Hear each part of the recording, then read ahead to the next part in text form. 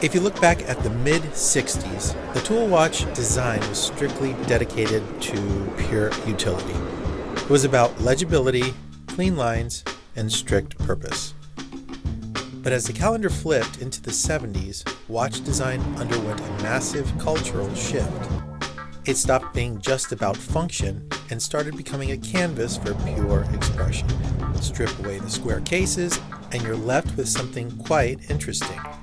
A cocktail of psychedelic color palettes, pump pushers, and a bubble crystal resembling the old Hasselite crystal from the past.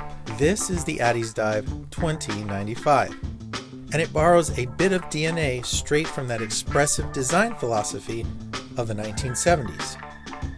Now, if you put it side by side with a watch made by the company Vulcan, now stick with me here, it's called the Chronograph 1970's. Yes, that's the actual name.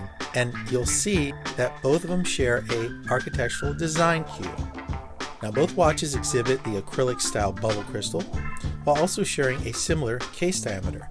But while the Vulcan sits at a much higher tier, the Addiesdive brings the exact same high-end vintage look down into a budget-friendly package. Now, I'm not saying they're both on equal playing fields.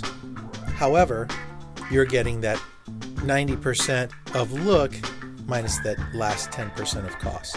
So instead of screaming aggressive racetrack heritage, this particular watch leans into something a bit more relaxed, evoking a more quaint, classic yacht club aesthetic. Now on the wrist, the proportions hit that sweet spot at 38 millimeters, and it's crafted from a 316L stainless steel.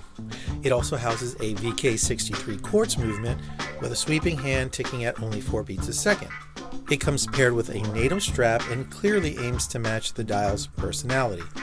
Now the watch shines as a casual daily wear, though I can totally see this watch with a leather strap.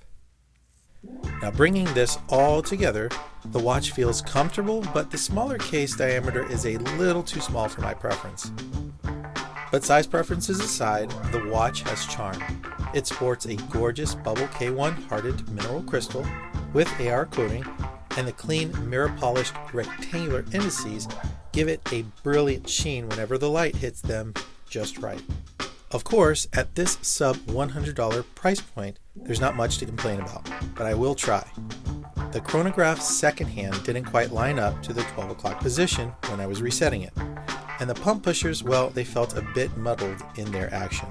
It lacked a little bit of that snap. Now the crown, it's a pull-out style that feels a bit delicate.